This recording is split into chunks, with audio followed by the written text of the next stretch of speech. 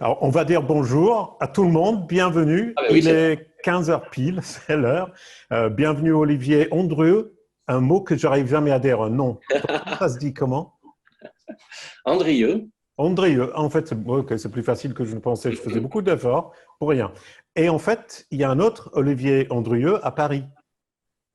Un Et usurpateur. il travaille sur le web, il est sur LinkedIn. Et en fait, on s'était trompé tout au début, mais on ne te l'a pas dit parce qu'on ne voulait pas te foncer. Euh, Dans tous les cas, bienvenue, merci beaucoup. Tu me demandais tout à l'heure, est-ce que ça s'est bien passé les 3 derniers jours? Ça a été super. Là, justement, on est à mi-chemin dans notre marathon. Donc, on est à 21 km Voilà, sur ouais. les 42 à courir. Donc, aujourd'hui, on va faire combien du coup? Ça va être 7 km encore Voilà. sur 1 heure avec Olivier. Merci beaucoup. Je te présente rapidement pour les gens qui ne te connaissent pas, et je pense qu'il doit en avoir zéro qui ne te connaissent pas.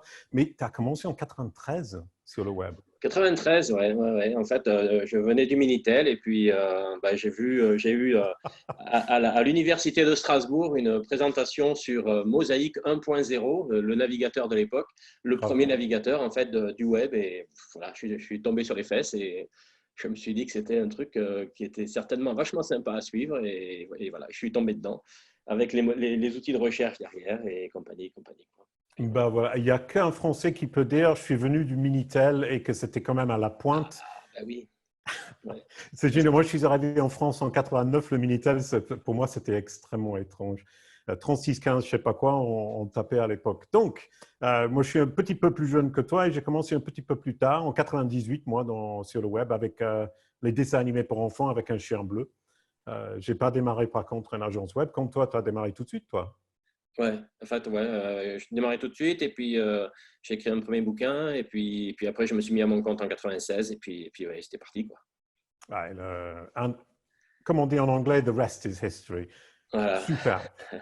Donc, du coup, on a déjà 209 personnes connectées. Bienvenue à tout le monde. Merci d'être venu. Rapidement, avant de démarrer, euh, pour les questions, c'est dans le Q&A. Hier, on n'a pas eu de temps parce que la présentation a duré un petit peu plus longtemps que prévu. Et du coup, il y a eu des gens qui se sont dit, en fait, ça ne fonctionne pas, le Q&A, mais en fait, quand on a une demi-heure pour répondre aux questions, ça fonctionne très bien. Donc, mettez vos questions dans le Q&A. Olivier et moi, on va répondre après sa présentation. Posez les questions que vous voulez, pas forcément sur Search Console, sur les points SO, où Olivier il peut vous aider ou moi je peux vous aider. Euh, Aujourd'hui, Search Console, moi je trouve ça ultra intéressant parce que c'est super rare que quelqu'un parle de quelque chose d'aussi pragmatique et pratique. Donc ça me plaît beaucoup comme sujet. Et un petit rappel que demain, on n'a rien dans le marathon. Lundi, on a Sébastien Monnier et Sandrine Bertrand. Comment mesurer les performances SO, y inclut un peu d'analytics. Mardi, on a Nicolas Nguyen, 10 conseils SEO pour maximiser le retour sur investissement de son e-commerce avec Alexandre Santoni aussi. Ça va être super. Donc, du coup, aujourd'hui, le mi-chemin sur notre marathon avec un pause pour le week-end pour se reposer un petit peu pour la dernière 14 km, lundi et mardi. Une autre chose, c'est qu'il y a un abonnement d'1 mois SEO Ranking Optimum à gagner. Olivier choisira la question ou la personne qui a posé les questions qu'il a aimé ou qu'il apprécié ou qui lui ont frappé de quelque manière que ce soit. Il n'y a pas de règle, ce n'est pas la meilleure question, ce n'est pas le pire, ce n'est pas le plus long, ce n'est pas le plus court. C'est celui qu'Olivier choisira. Bonjour la pression. Donc, du coup, on va commencer. J'ai hâte de commencer parce que j'ai hâte d'entendre ce que je ne connais pas sur Search Console. Je m'y connais pas mal, mais j'ai l'impression qu'il y a des choses que je ne connais pas encore. Moi non Donc, plus, hein. Moi aussi, hein. Il y a des choses que je connais pas encore. Heureusement d'ailleurs, sinon ce serait pas rigolo. non, tout à fait, mais j'ai passé ma matinée à travailler sur Search Console. Pardon? Donc, j'ai organisé ma semaine pour travailler sur Search Console pour un client ce matin pour Super. l'avoir vraiment dans la tête. Ok, super. Ok, on Je te commence? laisse. Oui, vas-y. Super. Donc bonjour. Voilà, je mets mon adresse mail. Je crois que les supports sont. Il y aura des replays, hein, c'est ça? Oui, oui. Les replays, en fait, c'est le lendemain. En fait, ils font un post-prod pour enlever le début où on discute pour mettre en place le côté technique. Ils refont un petit peu le son, ils font un joli écran de départ. Donc, demain, pas aujourd'hui, et le replay en place, et normalement, tu partages tes slides aussi. Oui, oui, je pourrais, il n'y a pas de problème. Grave. Tout ça sur SEO Ranking, la chaîne YouTube. Ciao. OK. Donc, bonjour, mon adresse mail pour le service après-vente du webinar. Donc, présentation, voilà, on en a déjà parlé, hein, donc voilà, rien de nouveau, en gros. Des livres, des guides PDF, des sites, l'actualité, etc., etc. Je passe. Je reviendrai peut-être sur l'activité d'audit parce que la Search Console est très, très proche de tout ça, évidemment. Donc, petite introduction sur le webinar. Alors, ce n'est pas une présentation générale, globale de la Search Console. Donc, je ne vais pas lister tous les rapports de la Search Console en disant ça sert à ça, ça sert à ça, ça sert à ça. Bien sûr, je vais donner un certain nombre d'indications, mais il y a des rapports dont je ne vais pas parler, tout simplement parce que je ne sais pas quoi dire d'intelligent, entre guillemets, sur ces rapports-là. J'espère que je vais dire des trucs intelligents sur les autres, par contre. Mais c'est plutôt, en fait, donc moi, je travaille tous les jours. Hein. Tous les jours, j'ai les mains dans le cambouis dans la Search Console. Vraiment, c'est un outil que j'utilise énormément, puisque depuis des années, je fais environ un audit SEO par semaine. C'est à peu près la règle, le volume. Et donc, pour ces audits, je me sers énormément, pas que, mais je me sers énormément de la Search Console. Je me servais de l'ancienne Search Console, maintenant de la nouvelle. Donc, je vois beaucoup de choses, je vois beaucoup de sites aussi et beaucoup de rapports de sites sur la Search Console. Et parfois, je vois des trucs qui me semblent intéressants en me disant, tiens, ça, j'aimerais bien en parler un jour par l'expérience, en fait, de donner un certain nombre d'indications. Donc, le but ici, aujourd'hui, ce n'est pas de lister tous les rapports en expliquant ce qu'ils font, mais plutôt de compiler un petit peu l'expérience que j'ai sur la Search Console sur des points qui me semblent intéressants et que peut-être tout le monde pourra utiliser. Ceci dit, donc, ce n'est pas parce que je ne parle pas d'un rapport X ou Y de l'outil que ce rapport-là n'est pas intéressant. Hein. C'est juste que il est facile à utiliser, les données sont claires, donc voilà, je n'ai rien à dire de spécial là-dessus. J'ai préféré faire un focus sur les outils et sur les rapports qui me semblaient très intéressants. Donc, puis l'idée, c'est de dire, on a parfois un peu de temps pendant le confinement pour essayer de regarder de façon un petit peu plus proche et précise la Search Console. Donc, allez-y, hein, prenez du temps pour bien comprendre, pour bien regarder tout ce qui est possible de faire, parce que c'est vraiment un outil, et surtout la nouvelle Search Console, c'est vrai que c'est quand même un super outil. Moi, je ne vois pas comment je pourrais faire des audits sans la Search Console aujourd'hui. Il y a plein d'outils, hein, il y a plein d'outils sur le web, mais bon, là, c'est quand même la vision de Google, par Google de votre site, et c'est vraiment quelque chose qui est un outil qui est gratuit en plus, hein, qui est quand même pas négligeable, et qui montre la capacité de stockage de Google, parce qu'avoir toutes ces informations-là pour tous les sites web de la planète, c'est quand même assez impressionnant. Donc, on va commencer avec la première, qui est la fonctionnalité d'indexation rapide, que j'utilise très, très souvent dans plusieurs cas. Alors, je vous donne un exemple ici d'un cas. Donc, la semaine prochaine, je fais un webinar sur les balises de données structurées FAQ et How-To. Et donc, il y a quelques semaines, j'ai intégré sur mes pages de formation et d'audit les balises de données structurées qui permettent de lister les FAQ, enfin, sous cette forme-là, à l'écran, dans les SERP, dans les résultats de recherche. Alors, comment ça se passe? En fait, on intègre les codes, on met en ligne, il faut que Googlebot crawl et que Google indexe la page. Ah, mais zut, il y a un truc qui ne va pas, on teste en ligne, etc. Donc, on refait une modif, on remet en ligne, on attend le crawl, etc. Donc, en fait, il y a toujours plein d'allers-retours et de différentes versions, finalement, de la page pour être sûr de la façon, et il faut qu'il y ait un crawl pour être sûr de la façon dont la page apparaît dans les résultats derrière. Donc ça, si on le fait, on peut attendre que Googlebot passe crawl sans rien faire, mais enfin, ça peut être long. L'idée, c'est vraiment de dire au robot du moteur, allez, viens chercher la page, crawl, index, et comme ça, je peux regarder ce que ça donne dans les SERP, dans les résultats. Donc là, c'est la fonction inspection de l'URL. Je vais ensuite indiquer l'adresse, ici, formation-SEO. Ça mouline, hein, ça dit OK, c'est bon, il n'y a pas de souci. Alors, soit la page n'existe pas encore parce que je viens de la créer Et à ce moment-là, je vais directement demander une indexation. Soit elle est déjà créée, mais je viens de la modifier en ligne. Et à ce moment-là, je vais redemander une indexation. Ça va refaire un crawl, ça va refaire une indexation, et c'est fait dans les 3-4 minutes. C'est vraiment 5 minutes max, souvent beaucoup plus court, ce qui permet de faire des tests pour voir comment la page ressort dans les résultats de recherche. Ici, c'était vraiment le but, c'était que ça ressorte avec les informations sur les facs. Je l'utilise aussi beaucoup quand j'écris un article, j'écris des articles sur Abondance tous les matins. Et très souvent, je me fais mon petit challenge à moi, hein, c'est choisir une requête. Et le challenge, c'est que l'article doit être en top 10 de Google sur les 2 heures qui suivent la publication de l'article.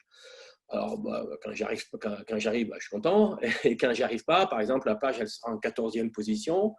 Je me dis, ah, il manque un truc. Donc, je retourne sur l'article, j'essaie de l'améliorer, de répondre encore mieux à l'intention de recherche de l'internaute. Je republie et je vais dans la Search Console, l'inspection de l'URL, je redemande un crawl et comme ça, je vois, ah ben tiens, elle est passée de la 14e à la 11e place ou à la 14e à la 9e place. Ah oui, c'est bien.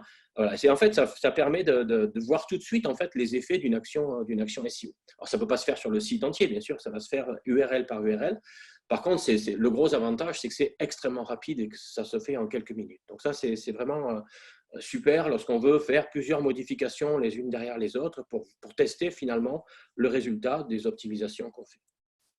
Il y a aussi le fait de tester l'URL en direct qui existe, mais bon, là, il n'y a pas de crawl. C'est juste la Search Console va tester l'URL telle qu'elle est en ligne, mais il n'y a pas de crawl et d'indexation. Donc, on ne voit pas le résultat dans les résultats de recherche. Donc, je trouve que c'est souvent un petit peu moins intéressant. Donc là, inspection de l'URL, crawl rapide et crawl et indexation rapide, et ça permet vraiment de faire pas mal de choses. Alors le deuxième point dont je voulais parler, c'était les résultats de recherche, la partie résultats de recherche de la Search Console. Alors c'est un outil, j'en parle quand même parce que je pense que c'est intéressant, mais c'est un outil que j'utilise pas du tout. Alors, moi, je trouve que il y a des outils qui existent sur le marché qui sont bien. Voilà, je ne donnerai pas de nom, mais j'en utilise beaucoup en plus. Mais pour tout ce qui est suivi du positionnement, etc., je ne sais pas, moi j'ai plutôt tendance à faire confiance à un outil tiers plutôt qu'à la Search Console. C'est peut-être idiot, c'est peut-être stupide, mais bon, j'utilise très peu la fonction résultat de recherche. Bon, pourtant, elle est bien, enfin, je veux dire, c'est pas mal. Hein, mais bon. Ceci dit, la fonction existe, hein, et donc je voulais surtout mettre, mettre l'accent, voilà, j'ai trouvé le nom, mettre l'accent sur la possibilité de comparer des informations. Par exemple, ici, donc, j'ai pris l'option nouveau rapport, j'ai pris les appareils par exemple, et comparer, donc l'option comparer, l'onglet de droite, et là je fais une comparaison des stats entre ordinateur et mobile. Et ça va me donner des stats où je vais pouvoir avoir le nombre de clics, le nombre d'impressions, le CTR, la position moyenne, sur ordinateur et sur mobile. Donc cette fonction de comparaison, elle est assez sympa parce qu'elle permet vraiment de comparer plein de choses. Là, par exemple, ici, le type de terminaux. Mais par exemple, ici, j'ai fait une comparaison entre la Suisse et la Belgique. Bon, le trafic sur la France, je le connais, mais je voudrais comparer le trafic qui vient de Suisse et le trafic qui vient de Belgique. Alors, ça permet aussi d'avoir des infos sur toutes les stats qui sont fournies. Ici, c'est le trafic du moteur web par rapport au trafic du moteur sur les images, Google Images, etc. En fait, on peut faire plein de possibilités. Il y a plein de possibilités pour comparer. Et l'idée, c'est vraiment d'essayer un peu toutes les fonctionnalités. Par exemple, ici, j'ai fait un filtre. Et c'est vraiment très simple, hein, c'est vraiment que des menus. Un filtre sur toutes les URL qui commencent par https://www.abondance.com/2020. C'est-à-dire sur mon site, tous les articles qui commencent par cette URL, ce sont les articles que j'ai écrits en 2020, les articles d'actualité que j'ai écrits en 2020. Donc, ça me permet d'avoir, en fait, de faire un filtre sur l'intitulé des URL. Donc, si on a des patterns, hein, si on a des indications dans les URL de date ou de dossiers, etc., ça permet de faire des filtres vachement sympas qui permettent là aussi de comparer un certain nombre d'informations.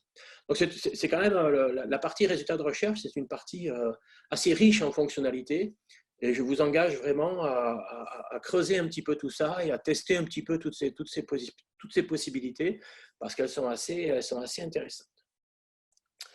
La couverture, alors ça c'est un rapport dans lequel je suis alors vraiment toute la journée, hein, parce que je trouve que quand on pense et quand on se remémore la fonction indexation de l'ancienne Search Console et qu'on travaille aujourd'hui avec la partie couverture, c'est quand même un autre monde et un outil qui est hyper intéressant. Alors j'ai essayé d'en dégager un certain nombre d'informations, hein, donc c'est le rapport qui va donner erreur, valide avec des avertissements, valide et exclu, donc les quatre courbes et les quatre ensembles de données. J'ai essayé de prendre un petit peu certains points qui me semblaient intéressants dans ce rapport. Un rapport qui, à mon avis, est vraiment essentiel pour un audit SEO. Le premier, c'est le champ valide, la partie valide. Donc, les URL valides, ce sont les URL qui sont indexées par Google. Ici, il y en a environ 151 000 pour ce site web. Dans ces URL valides, il y a deux parties. La première, c'est envoyer et indexer. Donc, ce sont les URL que Google a identifiées au travers d'un sitemap, XML, du fichier sitemap XML. Et l'autre partie, c'est indexé mais non envoyé via un sitemap, c'est tout ce qui est navigation naturelle. C'est-à-dire, en fait, les deux voies d'exploration d'un site par Google, c'est soit via le sitemap XML, soit via la navigation naturelle. Alors, ce que je constate, en règle générale, c'est pas des chiffres exacts, mais disons que c'est une tendance, c'est que très souvent, le sitemap XML, via le sitemap XML, Google trouve environ 2/3 des pages. Et la navigation naturelle, 1/3 des pages. C'est le cas à peu près ici, hein. Il y a 110 000 pages trouvées via le sitemap et 41 000 dans la navigation naturelle. Alors, c'est pas à 10 000 près, hein. C'est vraiment des tendances. En règle générale, si vous avez ça, ça me semble être un phénomène naturel. Je dirais c'est un peu la tendance naturelle. Mais parfois, on voit, par exemple, que la navigation naturelle, c'est 2/3 et le sitemap 1/3. Et c'est souvent le signe qu'il y a un problème. Souvent, le signe d'un problème, c'est que soit le sitemap n'est pas exhaustif, soit la navigation naturelle, via la navigation naturelle, le Googlebot découvre plein d'URL qui ne sont pas obligatoirement très intéressantes, mais elles sont quand même considérées comme valides. Mais par contre, elles crament, elles bouffent du budget crawl pour rien. Donc voilà, c'est quelque chose qui me semble intéressant à regarder, c'est quelle est la proportion entre sitemap et navigation naturelle. Si c'est 2/3, 1/3, ça semble logique. Si c'est à peu près, hein. Si ce n'est pas le cas, il y a peut-être quelque chose qui ne va pas et il faut peut-être creuser un petit peu plus. Je vous engage aussi à comparer le chiffre des valides. Ici, par exemple, il y a 332 pages valides indexées dans la Search Console, à la comparer avec les résultats d'un crawl du site. Alors, un crawl du site via Screaming Frog, comme ici, ou OnCrawl, ou Botify, ou Seolizer, enfin voilà, un outil de crawl. Vous utilisez un outil de crawl qui va vous donner le nombre de pages dans l'arborescence, le nombre de pages qui renvoie à un code 200, bien sûr, et essayer de le comparer. Alors, bizarrement, par expérience, il est très rare alors que ça devrait être le cas, je veux dire, normalement, le nombre de pages dans l'arborescence renvoyées par le crawler, à droite ici, devrait être le même que le nombre de pages indexées par Google. Le même ou à peu près. Ici, on a une situation qui est bonne. On a 332 pages indexées par Google et 310 dans l'arborescence. Donc là, on est à peu près sur les mêmes chiffres. Pas de souci. Toutes les pages de l'arborescence semblent globalement indexées, en tout cas au niveau des volumes. Et bien, ça arrive très peu souvent, en fait. Ça arrive très rarement.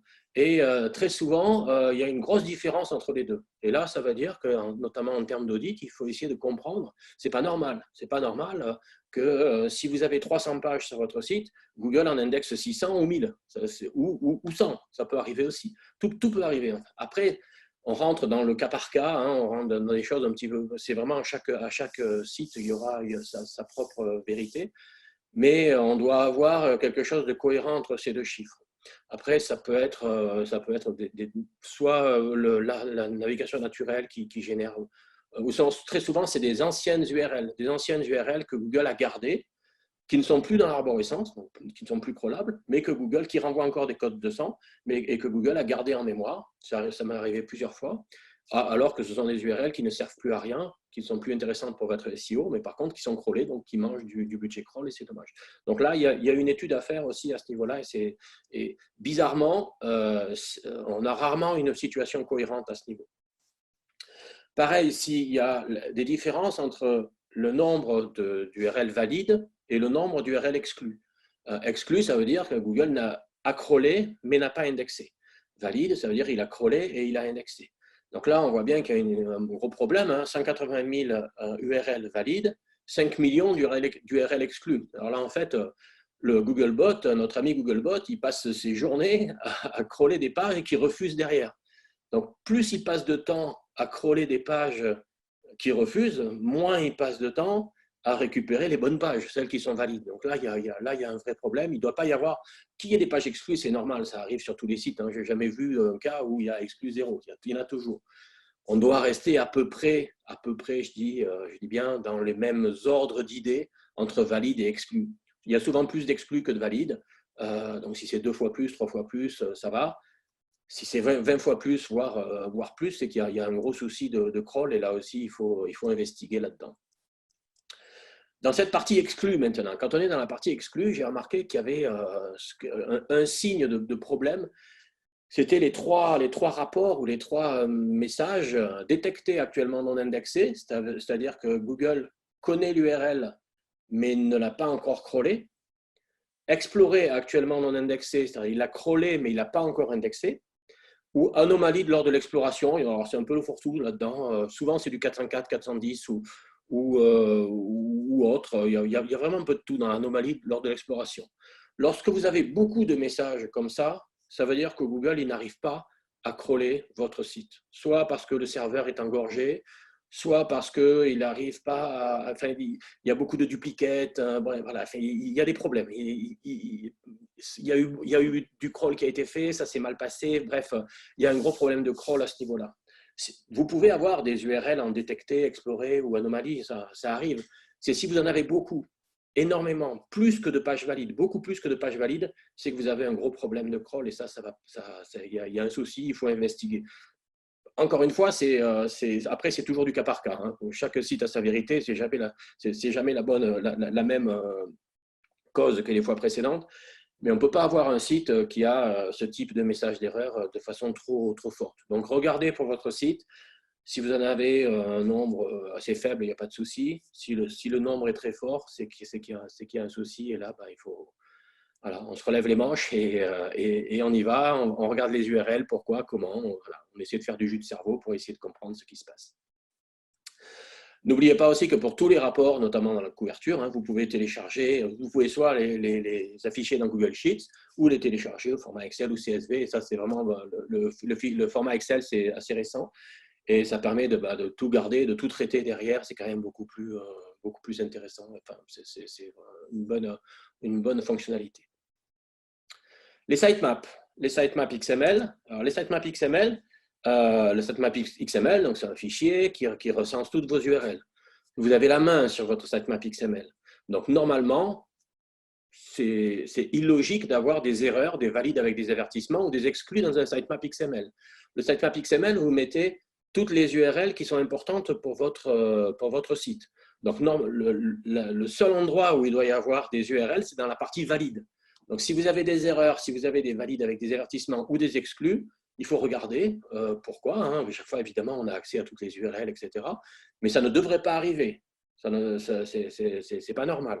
Google doit indexer toutes les pages de votre sitemap XML. Crawler et indexer toutes les pages de votre sitemap XML. Rappel, et c'est souvent là qu'il y a des problèmes, mais les URL qui sont dans le fichier sitemap XML, elles doivent être canoniques. Donc, elles ne doivent pas avoir une balise canonical vers une autre URL, elles doivent avoir une balise canonical vers elles-mêmes. Elles ne doivent pas être redirigées en 301, 302, 307 ou autre. Elles ne doivent pas être en 404 ou 410. Et elles doivent être indexables, c'est-à-dire pas de balise noindex, pas de blocage par le robot.txt, etc. C'est souvent là, autour de ça qu'il y a des soucis. Donc, toutes les URL de votre sitemap XML doivent être en valide dans la Search Console. Donc là aussi, c'est un point à vérifier. Sinon, il faut revoir le fichier sitemap XML pour qu'il soit plus propre qu'auparavant. La fonction Discover, voilà, ça peut être intéressant. Alors ah oui, alors du coup, je ne sais pas si je peux. Il y a une. Ah si, voilà. Voilà, la fonction Discover, hein, s'il y a des personnes qui ne connaissent pas la fonction Discover, c'est sur l'application Google des articles, hein, lorsque vous êtes sur votre application Google, sur votre mobile, des articles qui sont proposés par Google en disant bah, tiens, ces articles vont peut-être vous intéresser. Alors, dans la Search Console, il y a aussi la partie Discover hein, qui va vous donner des stats sur cette partie. Hein. Il y a eu pas mal d'articles dernièrement dans la littérature SEO qui ont expliqué comment optimiser ces contenus pour Discover. Donc je ne reviendrai pas là-dessus, et puis ce n'est pas le but de ce webinaire. Mais c'est intéressant d'avoir des stats en sachant est-ce que mes articles sont proposés dans la partie Discover chez les autres internautes, et vous allez avoir les clics, les impressions, voilà, un petit peu comme les résultats de recherche qu'on a vu tout à l'heure. Les suppressions, bon, la partie suppression existait déjà dans l'ancienne Search Console. Là, c'est la nouvelle. Alors là, avec la nouvelle Search Console, il y a une nouveauté qui est intéressante, c'est qu'on peut supprimer un lot d'URL sur un pattern d'adresse. Par exemple, ici, je demande, tu vas désindexer toutes les URL qui commencent par https www.avenance.com/2020 quelque chose. C'est pas mal. Alors évidemment, je ne vais pas le faire. Hein. C'est tous mes articles de 2020. Hein. C'est un exemple. Mais ça, parce qu'avant cette fonctionnalité, c'était uniquement URL par URL. Alors des fois, c'était un peu long. Et malheureusement, s'il n'y a pas de pattern, s'il n'y a pas de schéma d'URL redondant d'une URL à l'autre, on est toujours obligé de le faire URL par URL. Et bien sûr, avant, il faut avoir mis une balise no-index ou un xrobotag no-index dans toutes les pages pour qu'elles soient réellement désindexées. Sinon, ça va être une désindexation, je ne sais plus, ça a changé aussi, 60, 90 jours, quelque chose comme ça. Et après, ça sera à nouveau indexé. Par contre, si la page est en no-index, évidemment, elle sera désindexée. Et c'est très rapide, hein, c'est de l'ordre de, allez, on va dire, 1 heure maximum. Donc là aussi, c'est intéressant. Si vous avez beaucoup d'URL à désindexer, ben, vous pouvez le faire par ce biais. Alors attention quand même, hein, vous virez les pages. Hein. Alors bien sûr, on peut revenir en arrière. Hein. On peut supprimer la désindexation. Mais enfin bon, par exemple ici, si je désindexais cette adresse-là, il faut que je sois sûr que ça ne va pas désindexer des pages que je voulais garder, mais qui commencent aussi par 2020. Donc il faut faire attention. Faites un crawl de votre site et vérifiez bien que les URL que vous voulez désindexer, ben c'est juste celle-là et que le pattern que vous avez choisi était le bon. Donc attention quand même à ne pas faire de bêtises, hein. Ce serait un petit peu dommage. Quand on est désindexé, bon, ben c'est sûr qu'en termes de SEO, c'est peut-être moins bon. C'est surtout pour des URL qui ne sont pas intéressantes en SEO qu'on va faire ça. Le ciblage géographique. Alors, le ciblage géographique, c'est quelque chose, alors bizarrement, quelque chose que je vois souvent, qui est oublié par beaucoup de propriétaires de sites, donc je voulais en parler aussi. C'est donc dans la partie anciens outils et rapports, la partie ciblage international et l'onglet pays. Alors, pour tout ce qui est, alors tous les sites, globalement, les sites avec une extension géographique .fr, .be, .de, .it, .es, c'est mis par défaut. Vous n'avez normalement rien à faire, vérifier quand même, on ne sait jamais, mais enfin, normalement, c'est fait par défaut par la Search Console, donc il n'y a pas de souci. Un site en .fr, ce sera mis à France, un site en .be à la Belgique, etc. Par contre, c'est plutôt pour les extensions génériques, hein, .com, .net, .org, .eu, tout ce qui est considéré comme extension générique, donc .alsace, .paris, .shop, .bzh, .corsica, .berlin, etc., etc. Tout ça, ce sont des extensions génériques et pas géographiques pour Google. Donc, il faut bien indiquer le pays dans cette partie, le pays cible du site. Je rappelle hein, qu'en SEO, un site est toujours conçu pour un pays, pas une langue, un pays toujours. Après, dans ce pays, on peut éventuellement avoir plusieurs langues, comme en Belgique ou en Suisse, par exemple, mais toujours un site en stratégie SEO internationale, il est toujours conçu pour un pays. Stratégie géographique et jamais stratégie linguistique en premier.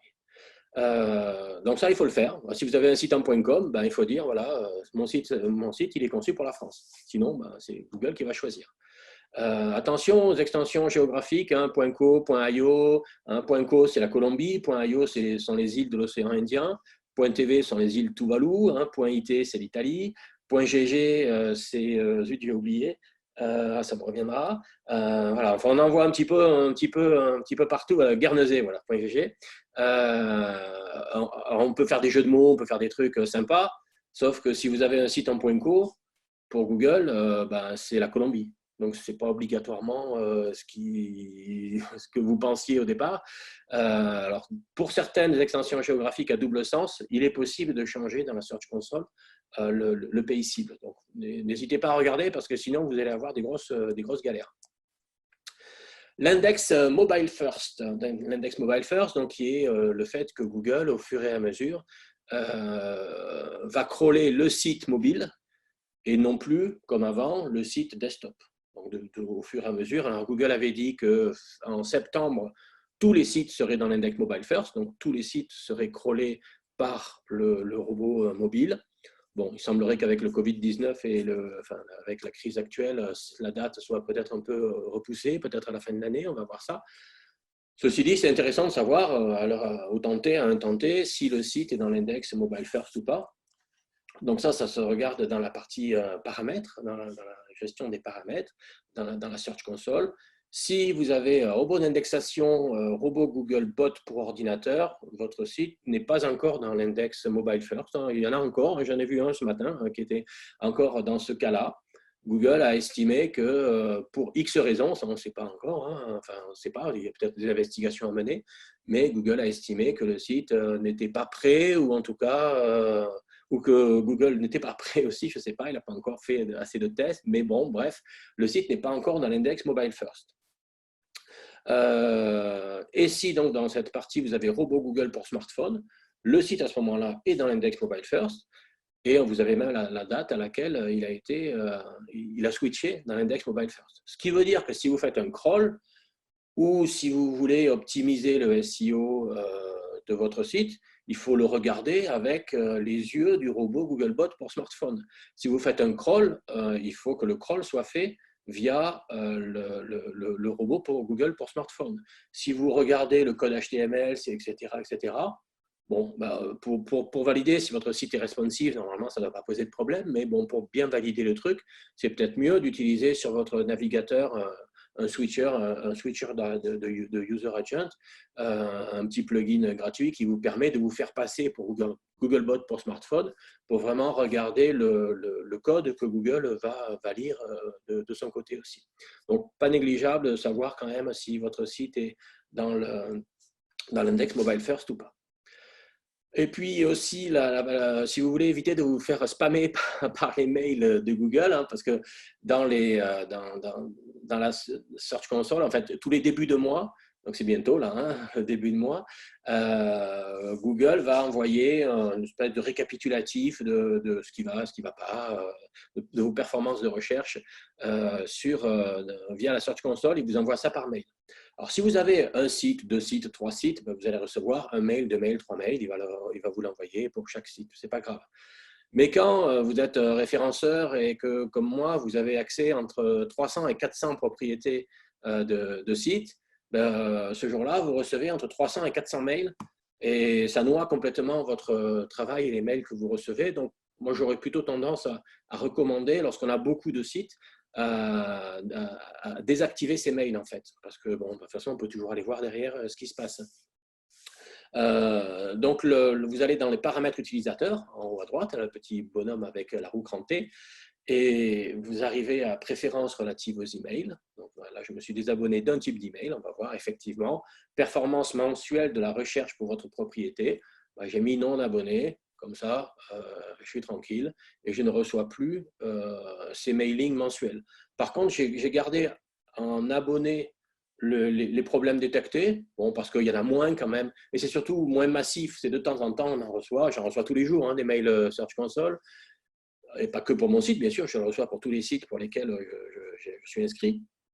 Mais bon, ça reste gérable. C'est pas bon. Après, si ça vous bloque aussi, vous pouvez vous désabonner de ces mails-là. Bon, je trouve que c'est intéressant quand même d'être au courant des problèmes éventuels que Google a détectés. Alors que ceux pour lesquels je ne suis plus abonné, bah, c'est vraiment, c'est pas des problèmes, c'est juste un récapitulatif des performances. Ok, c'est peut-être intéressant, mais en recevoir 400 mails dans la journée là-dessus, ouais, je trouve ça beaucoup moins cool, quoi. Donc voilà, vous pouvez vous désabonner. C'était pas possible avant, c'est une fonctionnalité assez récente, donc là aussi ça peut être sympa. Voilà, grosso modo, en une demi-heure, ce qu'on pouvait dire sur les fonctionnalités, les choses qui m'avaient marqué un peu dans cette nouvelle Search Console, hein. C'est un bel outil, franchement, c'est un super outil. Le truc, bah, c'est comme tout, hein, il faut y aller, hein, faut aller dedans, il faut essayer de comprendre les différents messages, ce qui se passe. C'est pas très compliqué en soi, bah, c'est pas super compliqué, avec un peu d'habitude, on y arrive assez facilement, mais donc ça demande un peu d'investissement de temps. Donc, bah, ceux qui en ont un petit peu en ce moment, c'est pas mal. Mais je vous engage vraiment à utiliser la Search Console dès que vous pouvez pour faire un point. Franchement, bon, je vous l'ai dit, j'utilise tous les jours, donc toutes les semaines un audit SEO. Je vois des énormités dans la Search Console, hein. Je vois vraiment des énormités, des trucs qui sautent aux yeux. Donc, voilà, c'est un bel outil pour optimiser un site et faire en sorte que votre site soit clean, il soit Google friendly, soit SEO friendly et faire des choses de façon propre, en fait. Voilà, merci pour votre Merci. attention. Et puis, je vais redonner la main à Jason pour voir s'il y a des questions éventuellement qui ont été posées. Oui, bah, super, ça c'était parfait, hein. Moi j'ai beaucoup apprécié. J'adore Search Console aussi. Là, on se rend compte combien de fonctionnalités il y a et à quel point c'est utile pour voir les choses du point de vue de Google. On Mm. a eu pas mal de questions, beaucoup, en fait, il y a plusieurs sur des questions spécifiques et pas mal justement sur des clarifications ou des choses que tu as dit. Il y a beaucoup sur le sitemap, l'XML sitemap. Donc, je pensais commencer avec ça. Allez. Alors, du coup, déjà, est-ce que tu peux donner une explication ultra simple de ce que c'est un sitemap XML? Un sitemap, c'est un fichier qui est au format XML, donc qui est un fichier qui est vraiment conçu pour les moteurs de recherche, hein, ce n'est pas pour les internautes.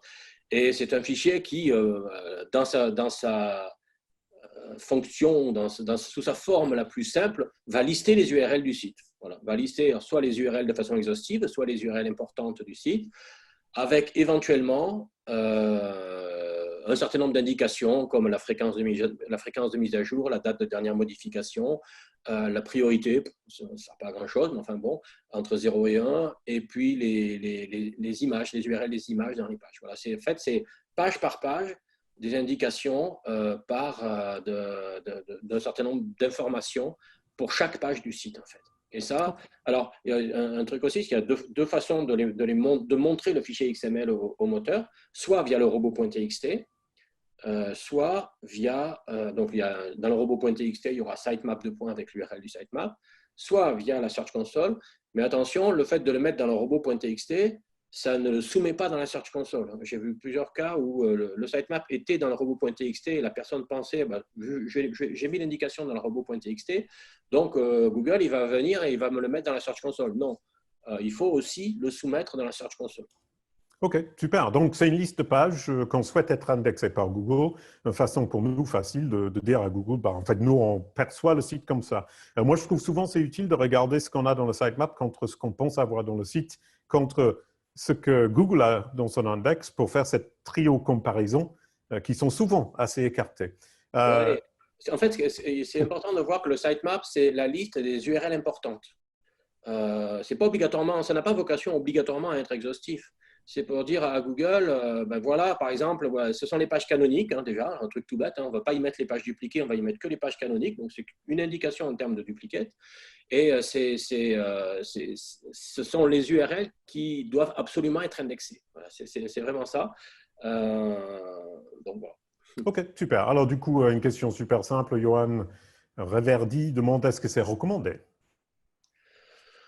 Alors, si vous avez un site de 20 pages, l'intérêt est faible, mais enfin, bon, c'est surtout intéressant pour les gros sites, plus de 10 000, plus de 100 000 pages, c'est clair.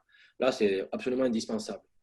Bon, avec le temps, en fait, avec le temps va, tout s'en va.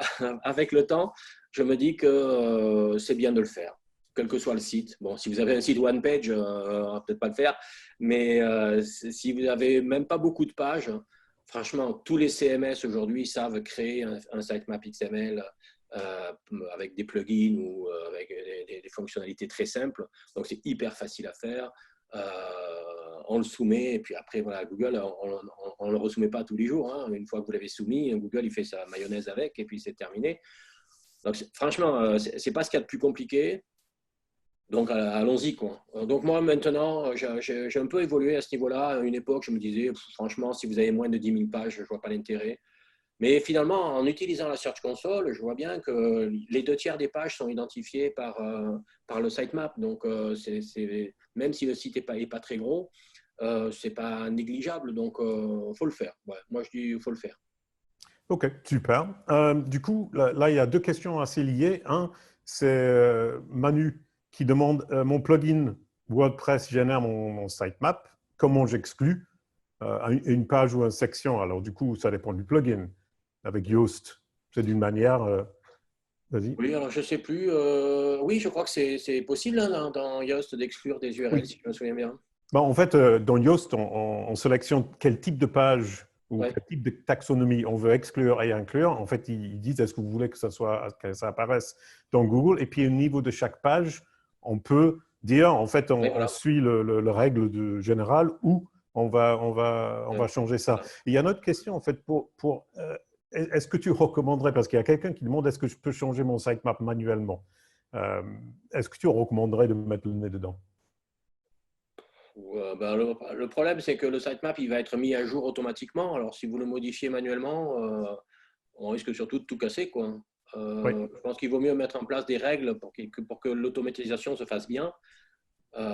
Soit le faire entièrement. Le sitemap, ça date de juin 2005, je crois, donc c'est vieux, hein, il y a 15 ans.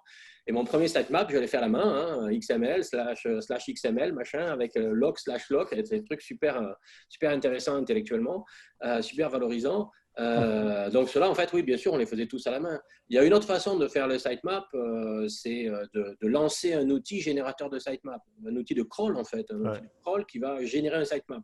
Le problème, c'est qu'il va générer un sitemap autenté et il ne sera plus modifié derrière. Donc, alors, il faudrait le lancer tous les jours. Enfin, c'est un peu galère.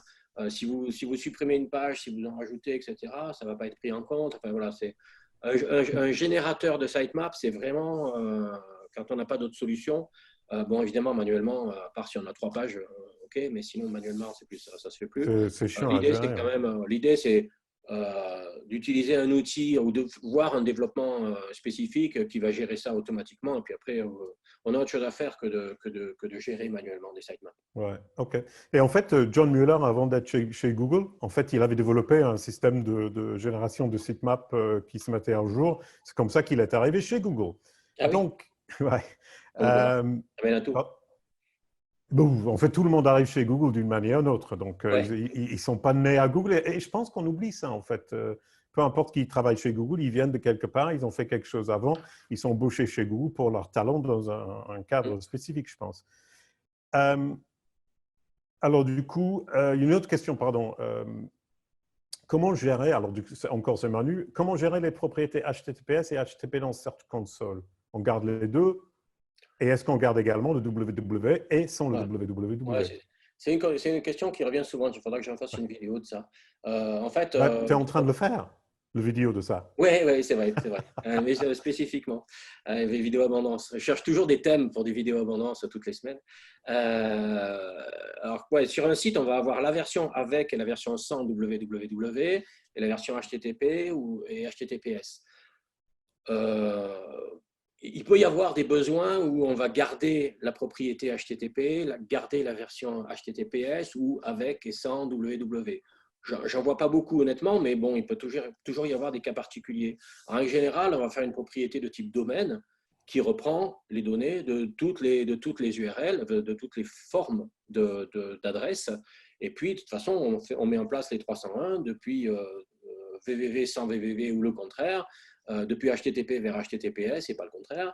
Voilà, en fait, il n'y a qu'une adresse. Un site, il a une adresse canonique. Donc, pour moi, j'aurais plutôt tendance à faire un compte, une propriété de type domaine.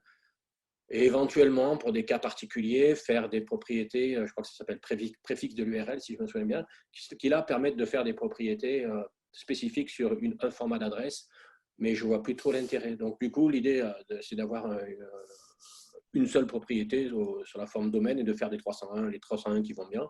Et normalement, on n'a pas de problème. OK. Et en fait, d'être sûr d'avoir tout dans Search Console pour être visible sur la HTTPS, la HTTP, le www et sans le www. Donc, en fait, des questions en fait, sur Search Console, sur l'interface. En fait, il y a des gens qui disent qu'ils n'ont pas tous les onglets que tu viens de montrer. Est-ce que tu sauras Alors, pourquoi? ça veut dire qu'ils n'ont pas le niveau de droit. On ne leur a pas octroyé un niveau de droit. Alors, il y a plusieurs, je ne sais plus, administrateurs, propriétaires, utilisateurs, enfin, je ne sais plus, il y a plusieurs niveaux de droit. Et que le créateur du compte, c'est un peu comme sous WordPress ou sous un CMS, il y a plusieurs niveaux de compte. Et alors, il y a deux choses. Ouais. Ça peut être ça, qu'ils n'ont pas le niveau le plus haut qui permet d'avoir accès à tout. Mais ça peut être aussi que, par exemple, Discover, si vous n'avez rien comme données Discover, la Search Console ne va pas l'afficher. Pareil, si vous avez des balises de données structurées FAQ, par exemple, moi, comme je les ai intégrées, j'ai dans mon interface FAQ qui s'affiche. Mais si vous n'avez pas de données, de balises de données structurées FAQ, vous n'aurez pas l'info. Donc, en fait, on a plus ou moins de choix dans la partie gauche de l'interface Search Console. On a plus ou moins de choix en fonction des informations que Google a sur le site. S'il y a des informations, enfin, s'il y a des zones ou des rapports pour lesquels Google n'a pas d'infos, il ne les affiche pas. OK, super. En fait, tu as utilisé un mot anglais tout à l'heure. Et du coup, j'adore poser cette question parce que quelqu'un dit, c'est quoi pattern? Est-ce que tu peux expliquer? C'est un mot anglais. Un pattern, c'est un schéma d'URL en fait. Par exemple, www.exemple.fr / 2020, c'est-à-dire toutes les URL qui vont commencer par 2020 ou / client. Voilà, un pattern, c'est une zone de l'URL qui se retrouve dans plusieurs adresses et ça permet de faire des règles en fait, ce qu'on appelle souvent les regex. Ça permet de faire des règles pour faire des traitements sur un certain nombre d'URL. Donc c'est vraiment des schémas d'URL ou des zones dans l'intitulé de l'URL qui sont répétitives et récurrentes en fait. OK. En fait, il y a deux personnes qui sont revenues sur cette question d'accès. Il y a Muriel qui dit qu'elle est propriétaire et Pierrot qui dit qu'il est créateur de compte et il n'accède pas à tout. Alors ça peut être qu'il n'y a pas de données tout simplement dans les rapports. Oui, OK. Et il y a une personne qui dit qu'il n'a pas accès au nouveau interface Search Console, il n'est toujours pas sur l'ancien. Est-ce que c'est possible ça? Non, non. Non, donc la personne a mal regardé. Mais par contre, c'est intéressant de savoir que certains outils ils sont toujours dans l'ancien et donc on doit basculer sur l'ancien de Oui, temps en temps. petit à petit, tout bascule vers le nouveau. Mais il y a encore, oui, des anciens comme ce qu'on a vu tout à l'heure. Qu'est-ce que c'était? C'était le ciblage géographique. Alors bizarrement, ce n'est pas le plus technique, le ciblage géographique, mais je ne sais pas pourquoi, c'est encore disponible que sous l'interface de l'ancienne Search Console. Bon. Mais sinon, si on a encore accès au tableau de bord de l'ancienne Search Console, c'est qu'on a un gros cache sur son ordinateur. Il faut vider le cache là. Mais le cache, il date d'il y a quelques mois. Hein. C'est pas possible. Oui, super. Donc, on passe sur mobile, en fait. Il y a des gens qui demandent, est-ce que je peux demander explicitement à Google de me passer en index mobile first? Non, ou racheter Google éventuellement. C'est la seule solution. Racheter quoi, pardon? Je n'ai pas entendu. Racheter Google. Ah, OK, oui, oui. Mais ça coûte plus que combien? Ah, ben c'est un peu cher. Hein. Ouais, c'est clair. Non, il n'y a pas 10 de milliards possibilité. d'euros. Voilà. Alors, donc, Ah, il faut juste mettre de l'argent d'à côté. non, on ne peut pas. On peut pas. Et une autre question, du coup, en fait, il y a quelqu'un qui se pose la question, j'ai un site où beaucoup de monde sont sur mobile, est-ce que je peux lui dire, en fait, le desktop, ce n'est pas super important, je vais vraiment me focaliser sur le mobile et tant pis pour le desktop. C'est la première fois que j'entends quelqu'un dire, je laisse tomber le desktop. Ça veut dire que quand on va sur desktop, on aura le site mobile? Ouais, en fait, en gros, il dit, je focalise que là-dessus, je me fais que du mobile et le desktop. En termes de SEO, si le site est dans l'index mobile first, c'est le cas, effectivement. C'est ce qu'il faut faire. OK. Puisque Google ne lit plus que la version mobile, il se désintéresse à 90% de la version desktop. Il y aura toujours un peu de crawl de la version desktop pour des contrôles, un certain nombre de choses, ne serait-ce que pour la partie performance, notamment vitesse des pages, où il y a les informations pour la partie desktop. Mais à 90-95%, le crawl se fera sur le site mobile. Donc, pour le SEO, clairement, il faut focaliser sur le mobile. Oui. OK, super. Du coup, on a deux questions sur l'indexation de page, la demande d'indexation de page. Pardon. Il y a une question, Alexis Smadja, qui demande, en fait, il avait l'impression qu'on ne pouvait le faire que pour la page d'accueil, mais en fait, on peut le faire pour toutes les pages du site. Pour l'indexation rapide? Oui. Oui, bien sûr. Ouais. Par contre, oui, c'est page par page, quoi, hein. Et du coup, lié à ça, c'est Nicolas Boite, qui pose la question suivante auquel tu as presque répondu. C'est qu'en fait, dans l'ancien Search Console, on avait une petite case à cocher pour dire, en fait, je veux aussi crawler toutes les pages liées à cette page. Ça n'existe plus. Non, je crois Et pas. il est déçu. Non, non. Et est-ce que pour toi, Ah il y a oui, une c'est vrai, on raison? pouvait faire ça. Oui, c'est vrai. Oh là là, c'est vrai. J'avais oublié ça. On pouvait crawler aussi les liens. Mais non, non, là non. Enfin, en tout cas, ça existe peut-être, mais je ne l'ai pas vu. OK, donc Google, soit ils veulent pardon, qu'on travaille plus, nous, de notre côté, soit ils le font automatiquement dans tous les cas de figure. Une fois que le Oui, bot oui, est lancé sur une page, il crawl toutes les c'est clair, pages. c'est clair. Sauf que quand on fait plusieurs modifications à la suite, on n'a peut-être pas envie d'attendre que Googlebot revienne le lendemain. C'est vraiment quand on veut voir tout de suite le résultat d'une modif ou d'une modif, d'une optimisation. Franchement, c'est la solution la plus rapide, Ouais. quasiment la seule aujourd'hui d'ailleurs, hein, pour avoir un crawl et une indexation quasi immédiate, quoi. OK. Mais par contre, en fait, toi, tu parlais de 5 minutes. Moi, de mon côté, j'ai vu des sites où ce n'est pas pris en compte tout de suite, que ça peut être le lendemain ou le surlendemain, ou même plus longue. Tous mes tests, ça a été toujours hyper rapide. Alors, je l'ai aussi toujours fait sur des sites qui étaient assez dynamiques, qui avaient beaucoup de mises à jour. Alors, c'est peut-être aussi que sur un site qui est beaucoup plus statique et Mm. qui est moins souvent mis à jour, il est un petit peu plus feignant pour cette partie-là. Mais vraiment, j'ai quasiment jamais eu de cas où c'était pas où c'était à plus d'un quart d'heure, quoi, la mise à jour. OK. Alors, en fait, c'était aussi pour dire aux gens, en fait, si vous le soumettez, ce n'est pas dans 5 minutes. Ne vous inquiétez pas, ne paniquez Hmm. pas. Ce n'est pas qu'il y a un énorme problème avec votre site, forcément. Il y a certains sites qui prennent un petit peu plus de temps. Ne paniquez pas tout de suite, en tout cas. Essayez à plusieurs reprises sur plusieurs jours. Si c'est toujours le cas, appelez un spécialiste comme Olivier ou moi. Voilà. De- Ça peut être aussi intéressant de regarder, il faut avoir accès aux logs, hein, mais ça peut être intéressant de regarder dans les logs Oui. du serveur, dans la mémoire de connexion du serveur, si Googlebot est venu sur cette page suite à votre… parce que ça peut être aussi que le crawl s'est fait, mais pas encore l'indexation. C'est possible, il y a un traitement qui est fait derrière et que le traitement n'est pas fait. Donc, soit il n'y a eu ni crawl ni indexation, ça peut être problématique, soit le crawl a été bon, donc ça, dans les logs, ça sera indiqué. Et par contre, si ce n'est pas encore en ligne, c'est que l'indexation tarde un peu. Il y a parfois aussi, hein, il y a quelques jours, Google avait des gros problèmes d'indexation, ça arrive de temps en temps. Mm. Bon, enfin, d'une façon générale, c'est quand même le moyen le plus rapide d'indexer un contenu ou de Oui, oui, réindexer un contenu. tout à fait. En fait, on vient d'avoir une confirmation dans le QR d'Anonymous Attendee, qui est là tous les jours, apparemment. C'est étrange que le crawl et l'indexation soient immédiates. Chez moi, c'était à peu près 3-4 jours. Donc, vraiment, il y a des cas un petit peu à part. Faites attention avec ça. Euh, la suite, c'est en fait Pierre Offry. Il demande comment savoir s'il est pertinent de désindexer une page sur notre site. Alors, les règles générales pour pourquoi on voudrait dire à Google n'indexez pas cette page, s'il vous plaît, monsieur. Bon, tout simplement parce que c'est une page qui n'a pas d'intérêt en termes de SEO, qui ne va pas répondre à l'intention de recherche d'un internaute, qui va cramer du budget crawl pour rien. L'idée, c'est de ne garder que des pages qui sont vraiment intéressantes, qui ont un potentiel à bien transformer, donc toujours pareil, à répondre à l'intention de recherche de l'internaute.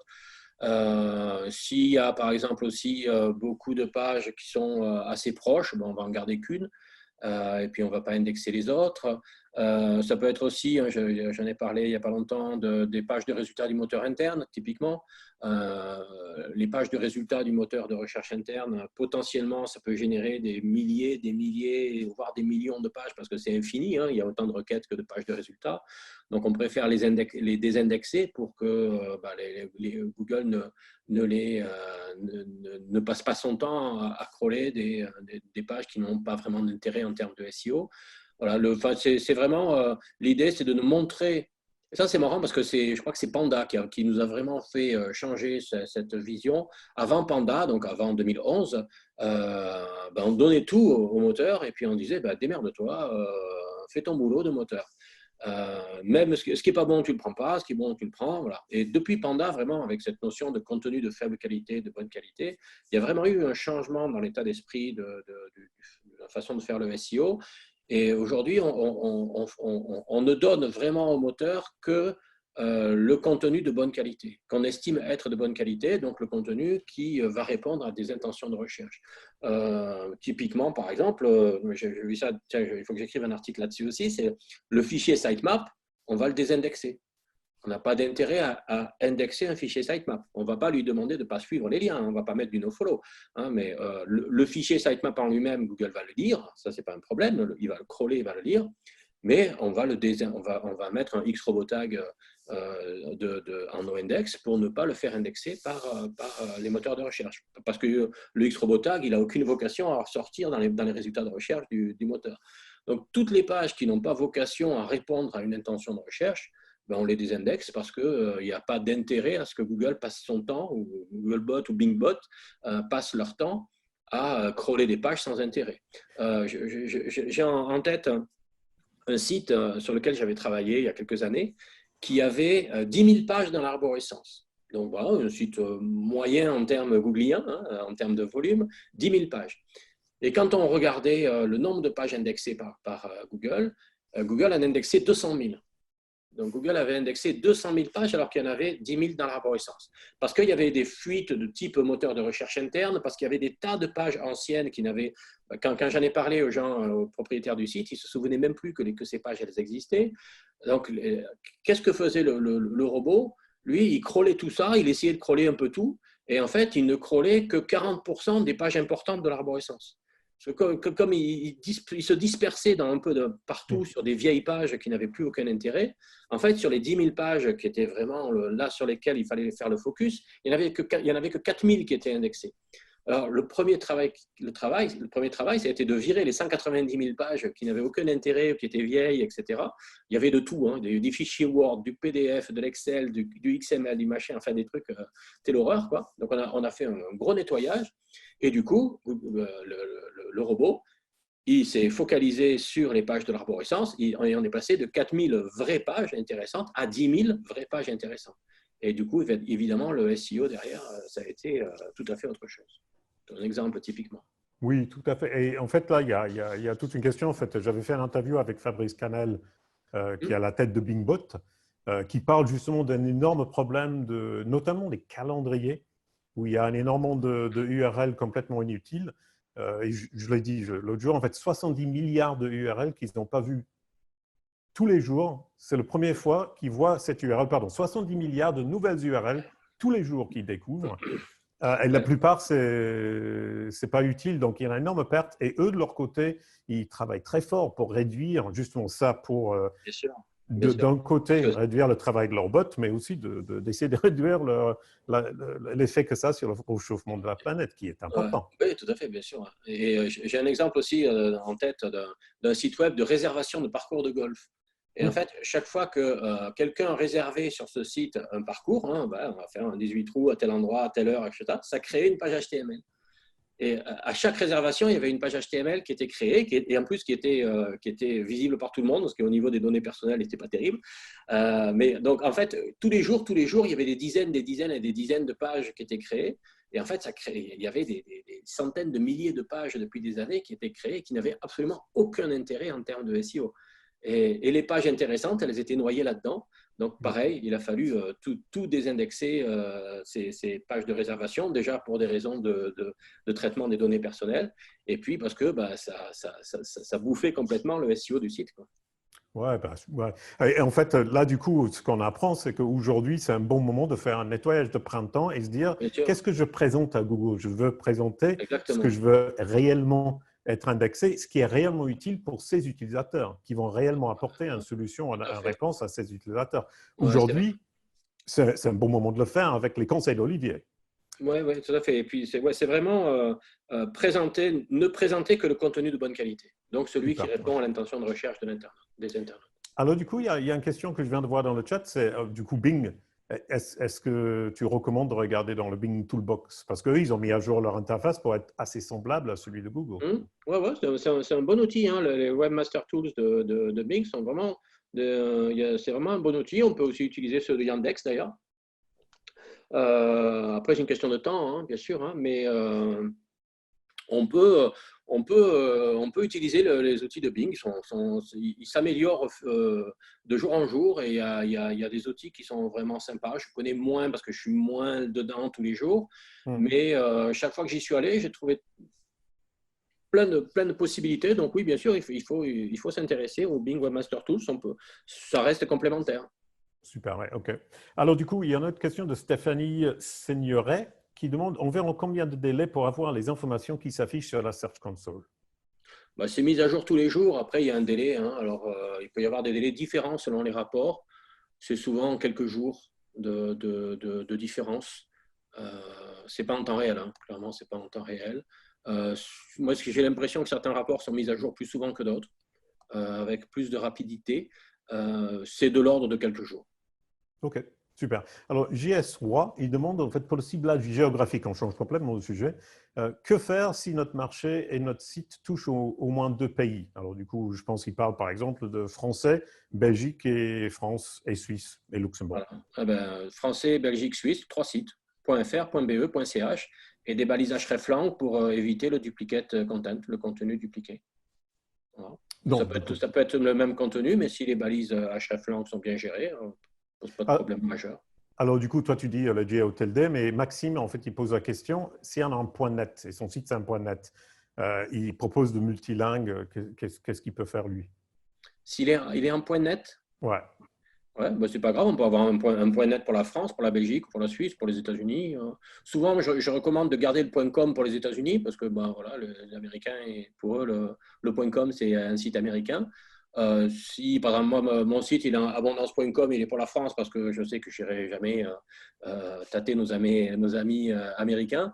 Donc, j'ai aussi le point .fr, hein, mais qui redirige sur le point .com. Mais dans la Search Console, j'ai dit que le site, il était pour la France.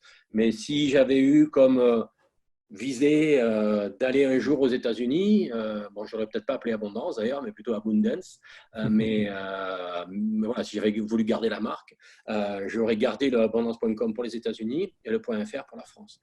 Si on a un point .net, on peut tout à fait définir un point .net pour un pays, c'est pas un problème. Mais c'est toujours par pays. Un site web, un pays. Comme il y a une interface de Google par pays. Google.fr, Google.be. Google est structuré par pays, il n'est pas structuré par langue en premier choix. Donc, il faut suivre en SEO la structuration de Google si on veut ne pas avoir de problème. Et pour une société qui n'a pas beaucoup de moyens, en fait, gérer de multiples sites sur de multiples noms de domaines, est-ce que ce n'est pas une option de faire des sous-dossiers? On peut faire des répertoires, /fr, Mais toi, tu n'es pas fan, tu l'as dit avec tellement de dégoût. Ouais, moi, non, mais c'est vrai, je comprends. Hein, je comprends. Il faut gérer les extensions, les noms de domaine, il faut qu'ils soient disponibles. Enfin bon, c'est un vrai problème. On y arrive avec les répertoires, hein, ou avec des sous-domaines éventuellement d'ailleurs. On peut tout faire. Moi, je trouve que c'est plus clean de travailler sur les extensions. Après, on peut prendre des répertoires. Hein. Il y a plein de sites qui font ça et ça marche bien. Hein, c'est pas un problème. Il faut juste bien mettre en place toutes les balises. Voilà, il y a tout un tas d'étapes à mettre en place. Donc, ça va fonctionner. Le truc, par contre, que je vois malheureusement parfois, c'est un site qui va dire exemple.com, c'est la France, et je vais mettre pour la Belgique exemple.com/be ou pour la langue anglaise, allons-y, /EN ou /GB pour la Grande-Bretagne. Mais par contre, pour la France, il n'y a pas de /FR.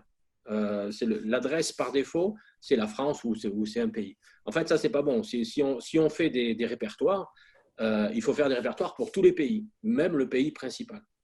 À ce moment-là, il n'y a pas d'adresse, .com. Voilà, il y aura obligatoirement une redirection vers le. On peut faire des /fr-fr en français pour la France, toujours la langue d'abord et le pays ensuite. fr-be, fr-ch, voilà, dans le répertoire. On peut faire un peu ce qu'on veut.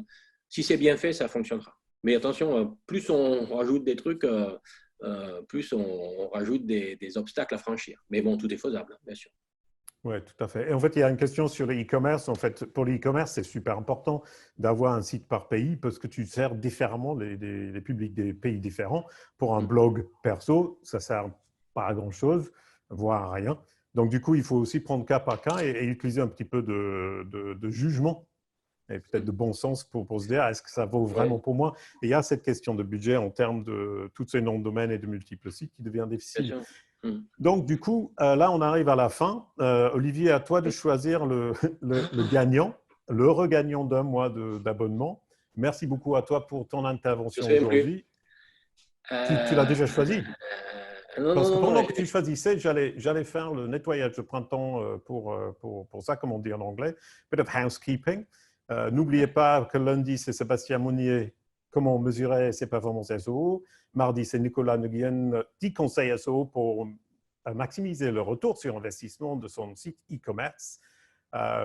Donc là, on a fait 4 sur les 6. Le marathon, il est bien entamé. Moi, je suis très content jusqu'à maintenant. Aujourd'hui, ça a été super. Et on a un gagnant, heureux, gagnant ou gagnante. Je reviens sur les slides pour savoir les questions qui ont été posées. Il y a quelqu'un qui a demandé ce qu'était un pattern. Oui, attends. Voilà. Tu l'as? Ouais. Bon, on voit. Ça, c'est le gagnant. OK. Voilà.